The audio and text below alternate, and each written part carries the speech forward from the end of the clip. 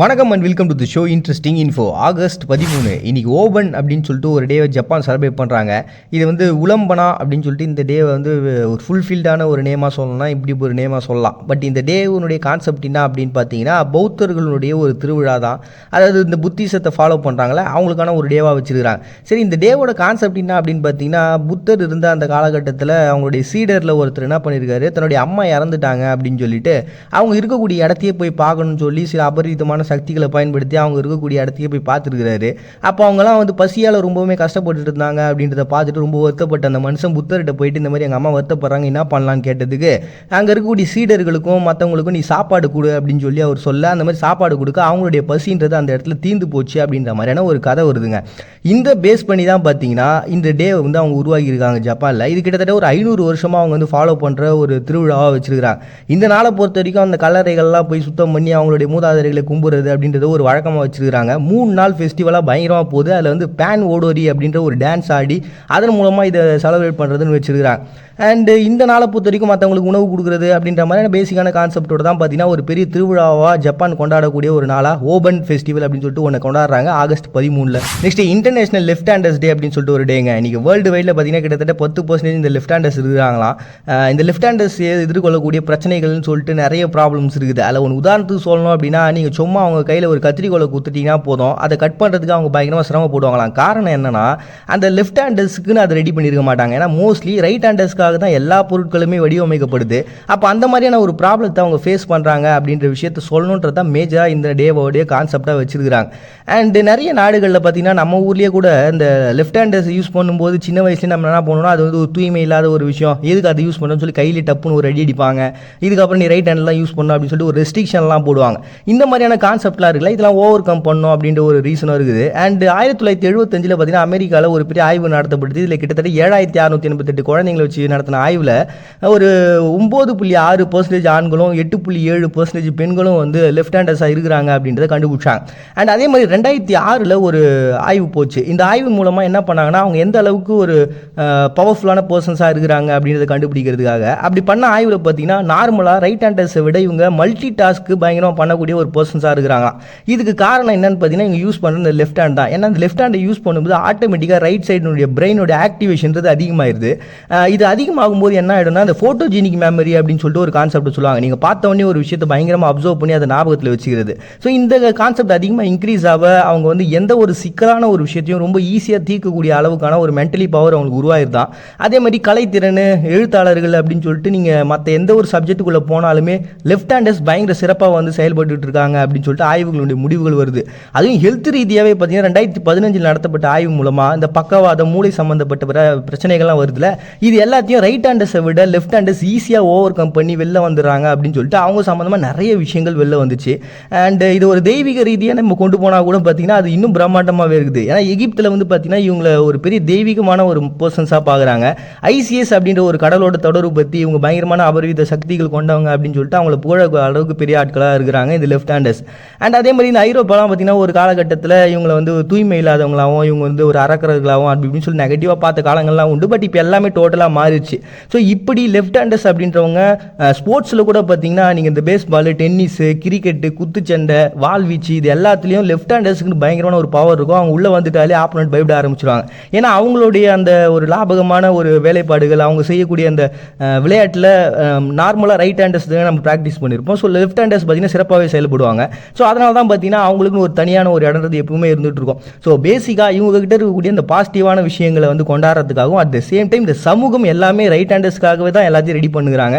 அதில் இவங்க மாட்டிக்கிட்டு சில ப்ராப்ளங்களை ஃபேஸ் பண்ணிட்டு இருக்காங்களா, அதுலேருந்து ஓவர் கம் பண்ணுறதுக்கான ஒரு டேவாக தான் பார்த்தீங்கன்னா இன்டர்நேஷனல் லெஃப்ட் ஹேண்டர்ஸ் டே அப்படின்னு சொல்லிட்டு ஒரு டே செலிப்ரேட் பண்ணுறாங்க August 13. Next day small business support day அப்படின்னு சொல்லிட்டு ஈரானில் ஒரு டேங்க. இது ஒரு சூப்பரான ஒரு கான்செப்ட். ஈரானை பொறுத்தவரைக்கும் நான் ஆல்ரெடி சொல்லியிருப்பேன், இன்றைக்கி உலகத்திலே 19வது மிகப்பெரிய பொருளாதாரம் வச்சிருக்கக்கூடிய ஒரு நாடு. அவங்க நாட்டில் வேலையின்மைன்றது வெறும் 9% தான். எண்ணெய், விவசாயம் இதுதான் பேஸாக வச்சுருக்கிறாங்க. அவங்க நாட்டில் 90% பார்த்தீங்கன்னா இந்த சிறு நடுத்தர தொழில்கள் தான். அதுக்கு தான் இவங்க பயங்கர சப்போர்ட் பண்ணுறாங்க. அதுலேயும் வெறும் 5லேருந்து ஒரு 50 ஆட்களை மட்டுமே வச்சு வேலை செய்யக்கூடியவங்களுக்குலாம் நம்ம வந்து சப்போர்ட் பண்ணி ஆகணும்னு சொல்லிட்டு கவர்மெண்ட் டைரெக்டாக அவங்களுக்கு நிதி ஒதுக்கீடு பண்ணக்கூடிய ஒரு நாளாக தான் இது இருக்குது. அதுலேயும் பார்த்தீங்கன்னா கிட்டத்தட்ட கிட்டத்தட்ட 80,000 சிறு நடுத்தர தொழிலாளர்கள் அது நிறுவனங்கள் வந்து அவங்க நாட்டில் இருக்குது. அவங்க எல்லாருமே பார்த்தீங்கன்னா நலிவடைஞ்சிருந்தாலோ இல்லாட்டி அவங்க எப்படி அவங்க மேம்பட்டு வர்றது அப்படின்னு சொல்லிட்டு அங்கே இருக்கக்கூடிய மாநிலங்களும் சரி அண்ட் கவர்மெண்ட்டும் சரி இவங்களுக்கு ஒரு பெரிய சப்போர்ட்டை கொடுக்குறாங்க. ஏன்னா அவங்க நாட்டில் 90% இந்த வளர்ச்சி தானே. அப்போ அதனால தான் இன்றைக்கி அவங்க நாடு கிட்டத்தட்ட இவ்வளோ பெரிய பொருளாதாரத்தை கொண்டு இருக்குது. அதனால் இந்த சிறு குறு நிறுவனங்கள் போதும்பா ஒரு நாடு வளர்ச்சி அடைகிறதுக்கு, ஒன்றும் பெரிய நிறுவனங்களை வச்சு தான் நம்ம வளர்ச்சி அடையணும் அப்படின்ற ஒரு கான்செப்ட்லாம் இல்லைன்னு சொல்லிட்டு மற்ற நாடுகளுக்கு ஒரு பெரிய லெவலில் முன்னுதாரணமாக இருக்கக்கூடிய ஒரு நாளாக தான் இந்த நாள் இருக்குது.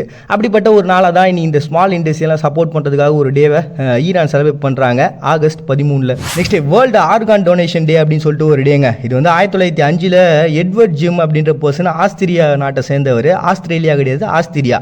அந்த நாட்டில் இருக்கக்கூடிய கண் மருத்துவராக இருந்தார். அவரால் உருவாக்கப்பட்ட ஒரு தினம் தான். ஏன்னா இந்த உறுப்பு மாற்று அறுவை சிகிச்சைகளில் நிறைய பேர் வந்து இறந்து போகிறதுக்கு காரணமே அந்த உறுப்புகள் கிடைக்காம தான். இன்றைக்கி உலகம் முழுக்க பார்த்தீங்கன்னா பல நாடுகளில் இதை பற்றியான நிறைய விழிப்புணர்வுன்றது ஏற்படுத்தி தான் இருக்காங்க. ஆனால் இது முழுமையாக இன்னுமே மக்கள் மத்தியில் போய் சேராமல் தான் இருக்குது.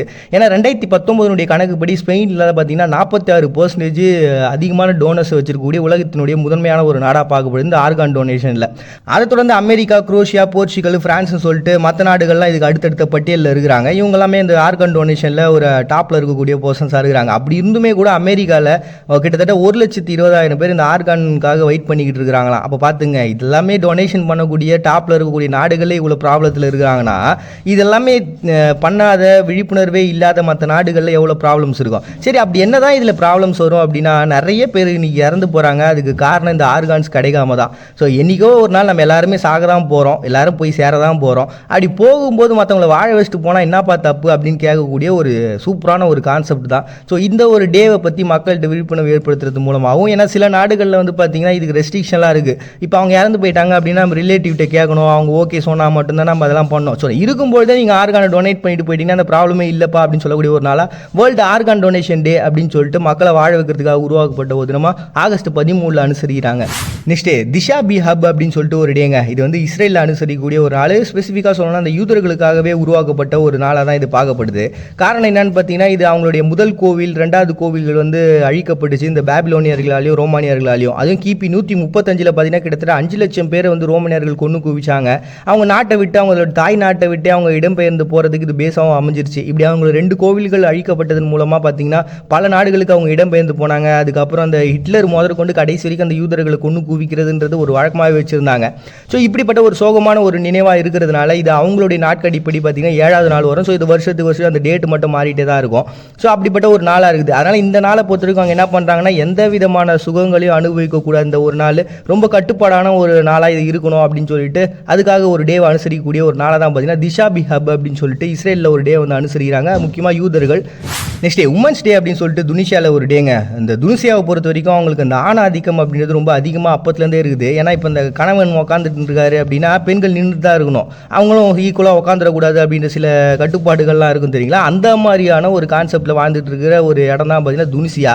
அப்படிப்பட்ட இடத்துல ஹபீப் பெருங்குயான்ற பர்சன் 1956 என்ன பண்ணாரு, சட்டத்திட்டங்கள்லாம் போட்டார். பெண்களுக்காக நிறைய உரிமைகள் வரணும் அப்படின்னு சொல்லிட்டு அந்த மனுஷன் பண்ண விஷயங்களால் தான் பார்த்தீங்கன்னா இந்த பலதர மரணம், அதாவது நிறைய பேர் கல்யாணம் பண்ணிக்கிறாங்களே அந்த மாதிரியான விஷயங்கள்லாம் ஒழிக்கப்பட்டது. பெண்களுக்கு அதிகாரங்கள் கொடுக்கப்பட்டது. விவாகரத்து அப்படின்றது நீதித்துறை மூலமாக தான் வழங்க பண்ணோம். நீங்கள் சும்மா இந்த குச்சியை வச்சுட்டு அதுக்கப்புறம் நீங்கள் பிரிஞ்சிட்டீங்க போங்க அப்படின்னு நீங்கள் சொல்கிற அந்த கான்செப்ட்லாம் ஒத்துக்க முடியாதுன்னு சொல்லிட்டு ஏகப்பட்ட சப்போர்ட், ஏகப்பட்ட உரிமைகள் அப்படின்றது 1956 அந்த ஹபீப் பெருங்குயான்றவர் கொடுத்துட்டு போனார். ஆனாலும் அது பார்த்தீங்கன்னா 1993 ஒரு மாற்றங்கள் வந்துச்சு. மறுபடியும் 2011 மறுபடியும் அதை சேஞ்ச் பண்ணி அவங்களுக்கு ஆப்போசிட்டாகவே நிறைய விஷயங்கள் போக ஆரம்பிச்சிச்சு பெண்களுக்கு.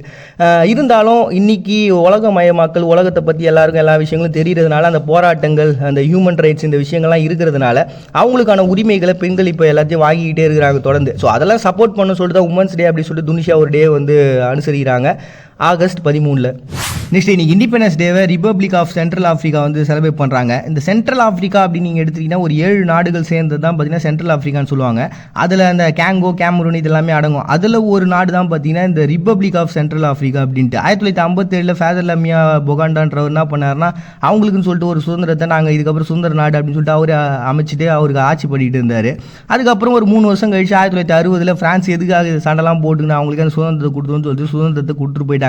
அப்படி கொடுத்தா அந்த நாள் தான் நீங்கள் இண்டிபெண்டன்ஸ் டே அப்படின்னு சொல்லிட்டு ரிப்பப்ளிக் ஆஃப் சென்ட்ரல் ஆஃப்ரிக்கா வந்து செலிப்ரேட் பண்ணுறாங்க ஆகஸ்ட் 13. இதுதான் சரின்னு சொல்கிற கூட்டம் எந்த அளவுக்கு அதை முழுமையாக நம்புகிறாங்களோ அதே அளவுக்கு இதை தப்புன்னு சொல்கிற கூட்டமும் அதை முழுமையாக நம்புகிறாங்க. அப்படின்னா நம்மளுடைய கருத்தை நம்ம எந்த அளவுக்கு நேசிக்கிறோமோ அதே அளவுக்கு மற்றவங்களுடைய கருத்தையும் நம்ம நேசிக்கணும். மறுபடியும் எல்லாரும் நாளைக்கு வந்து சந்திக்கிறாரு உங்களுடைய நான் உங்கள் பாண்டிய நீங்கள் பார்த்துட்டு இருக்கீங்க. இந்த நிகழ்ச்சி இன்ட்ரெஸ்டிங் இன்ஃபோ.